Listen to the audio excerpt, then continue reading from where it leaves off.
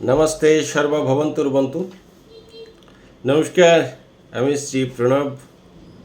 প্রত্যেক দিনের মতো আজকেও এসি কিছু অভিযোগ, কিছু অনুযোগ, কিছু বিক্ষোভ, কিছু রাগ, কিছু দেশ, কিছু প্রেম, কিছু ভালোবাসা, সমস্ত কিছু মিশ্রণে এই আমাদের মানব দুনিয়া। তে এই দুনিয়ায়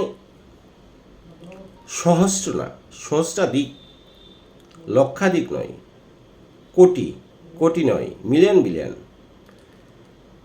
মানুষ না থাকলেও মানুষের গতি থাকে। কারণ মানুষের মতো দেখতে একটা আকৃতি, তার ভেতর তার বাইরে দুটোর মধ্যে কোনো সাদৃশ্য পাওয়া মুশকিল। কারণ বাইরের জগৎটা একরকম, তার ভেতরের জগৎটা আরেক রকম। এক্ষুনি একরকম, আবার তৎক্ষণাৎ আরেক রকম। তো আমরা জানতাম গিরগিটি সবচেয়ে বেশি দ্রুত রং পরিবর্তন করতে পারে, তার চেয়েও বেশি রং পরিবর্তন করতে পারে এই মানবের মতো দেখতে কিছু মানবী। একটা কথা আমরা বলে রাখি, একটা কথা আপনার মনে রাখা প্রয়োজন, যে এই সুন্দর পৃথিবীতে দেখবেন লোহার যুগ এসছে, তামার যুগ এসছে, সোনার যুগ এসছে, রূপার যুগ এসছে, বিভিন্ন ধাতব। বর্তমানে বোধহয় স্টিলের বাড়বাড়ন্ত বেশি, কারণ স্বর্ণের দাম গগনচুম্বী। ফলে মানুষ স্টিল, তামা, কাঁসা এইসবের দিকে একটু নজর আছে।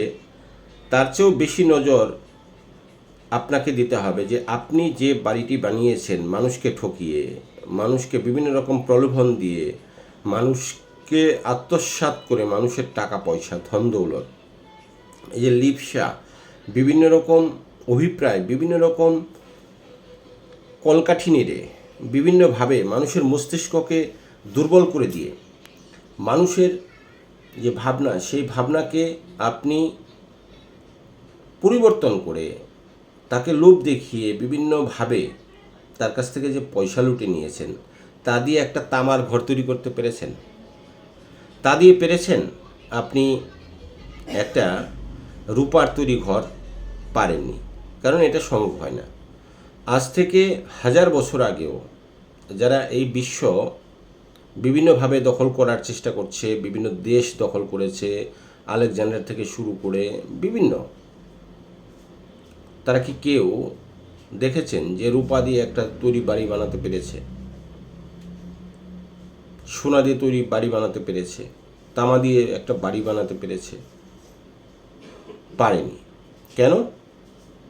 মাথায় রাখতে হবে, আপনি আজকে মানুষকে না ঠকিয়ে যে পয়সাটা রোজগার করছেন, পরিশ্রম বা মেধা দিয়ে যে পয়সাটা রোজগার করছেন, সেটা দেখতে হবে কতটা সলিড। সেই সলিড পয়সাটাই আপনার থেকে যাবে, বাকি পয়সাগুলো ধূলিসাৎ হয়ে যাবে একটা সময়। 1 পুরুষ, 2 পুরুষ, 3 পুরুষ, প্রথম পুরুষ, মধ্যম পুরুষ, উত্তম পুরুষ। 1 পুরুষ রোজগার করবে, 1 পুরুষ সেটা খাবে বসে, তৃতীয় পুরুষ কিন্তু ধ্বংস করবে, নিশ্চিত থাকেন। আপনি এটা মানেন আর না মানেন। আর আরেকটা কথা অনেক দিন আগেও বলেছিলাম, আজকেও বলে রাখি, বাবা মায়ের কর্মফল কিন্তু সন্তানের উপর বর্তায়, এটা মাথায় রাখতে হবে। বাবা মায়ের কর্মফল সন্তানের উপর বর্তায়। ফলে বাবা মা যদি ভালো হয়, সন্তান ভালো হবে। বাবা মা যদি খারাপ কর্মফল করে, নিশ্চিতভাবে তার প্রভাব সন্তানের উপর পড়বে। আপনি যতই লাখ লাখ কোটি কোটি টাকা দিয়ে যান না কেন, সন্তানের দেখবেন কোনো না কোনো অংশে কম পড়ে গেছে। হয় সন্তান হবে না সন্তানের, নাহলে সন্তানের বাড়িতে হয়তো স্বামী স্ত্রীর মধ্যে একটা গোলযোগ থেকে যাবে, স্বামী স্ত্রীর মধ্যে মিল থাকবে না, মহব্বত থাকবে না, অথবা তাদের বিভিন্ন রকম অসুখে তারা বিভিন্ন সময় ভুগতে থাকবে, অথবা বাড়িতে শান্তি সমৃদ্ধি কিছুই থাকবে না। এটা আপনি মিলিয়ে নিতে পারেন। আমি আজকের ডেটে বলছি, আপনি এটা মিলিয়ে নিতে পারেন। হ্যাঁ, মিলিয়ে আমাকে জানাবেন।